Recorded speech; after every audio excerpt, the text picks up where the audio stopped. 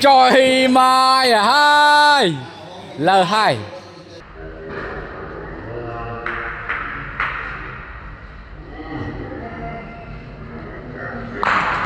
trời mai ơi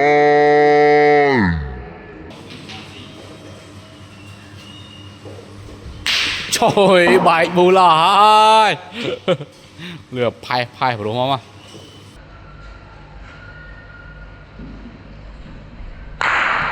trời bài bù là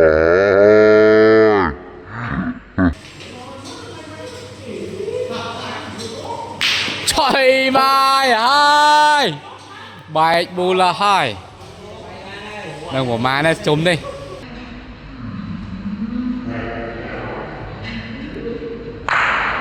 trời mai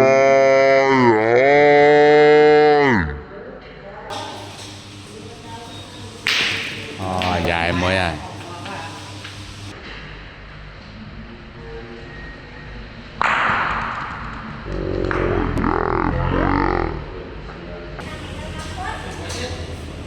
nè chạy mới chạy đăng á nhôm rồi